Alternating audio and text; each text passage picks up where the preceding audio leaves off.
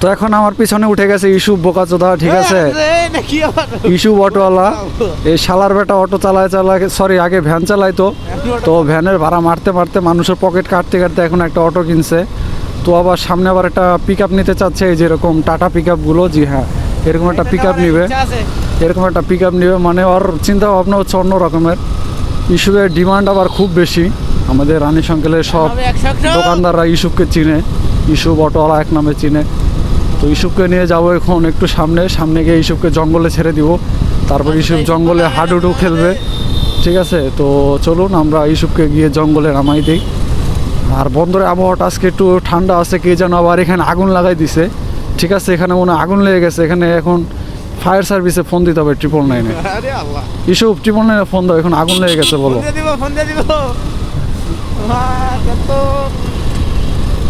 ঠান্ডার মধ্যে এমনি ভালো লাগতেছে না। আমাদের রানী সংকেলটা আবার অনেক একটু উন্নত হয়ে গেছে। এই যে দেখতেছেন ব্রাক ব্যাংক, অনেক উন্নত একটা সিটি আর কি, ব্রাক ব্যাংক মানে বিশাল ব্যাপার স্যাপার রানী সংকেলের। ওই দেখেন মেয়েটা আবার তাকায় আছে, মেয়েটা হয়তো জানে না যে আমার একটা ছেলে আছে ওর মতো, যদি জানতো তাহলে তাকাইতো না।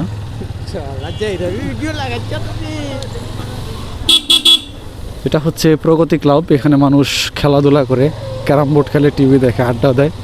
এই যে দেখতেছেন এরা দল নিয়ে আসছে, এই যে দল, এই যে কিরে, এই যে দেখছেন এরা এখন গ্যাংস্টার হয়ে গেছে, রাস্তাঘাটে যেখানে সেখানে দল নিয়ে ঘুরে।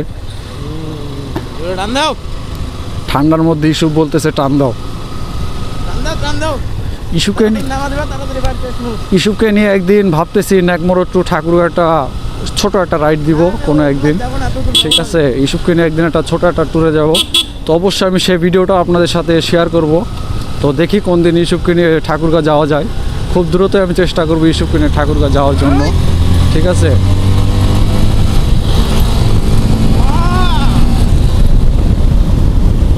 আমার গাড়ির টানা তো আবার হারাই যাইতেছে, গাড়ির টানে দেখছেন কতগুলো ল্যাম্পপোস্ট, একটা দুইটা তিনটা চারটা, মানে এইটুক জায়গায় এতগুলো ল্যাম্পপোস্ট, মানে তো বিশাল ব্যাপার স্যাপার। তো এখান দিয়ে আবার হাতে ডাইনে একটা রোড গেছে, তো সেদিকে যাব। গাড়ি আসতেছে, একটা ভ্যান আসতেছে, এটা মনে হয় ইস্যুয়ের সেই ভ্যান, সেকেন্ড হ্যান্ড ভ্যান যেটা বিক্রি করে দিয়েছে, ড্রাইভারটাকে ওইরকমই লাগলো। তো দেখতে পারতেছেন আমরা জঙ্গল এলাকায় ঢুকে গেছি, খুব গভীর জঙ্গল, এখানে ঠান্ডা খুবই বেশি। তো এই মোড়ে আমি আবার ইস্যুকে নামিয়ে দিব। এই যে ল্যাম্প পোস্ট, এই ল্যাম্প পোস্ট পর্যন্ত ইস্যুয়ের শেষ সীমানা। এই কি কয় আবার,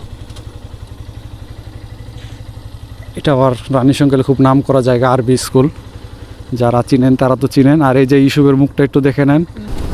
তো যাবো এখন লেমন টি চাচার দোকানে, একটা গরম গরম কফি খাবো, খেতে খেতে চাচার সাথে একটু গল্প সল্প করে তারপর বাসায় চলে যাব। তো সামনে হচ্ছে আমাদের, সামনেই চলে আসলাম দেখতে দেখতে চায়ের দোকানে।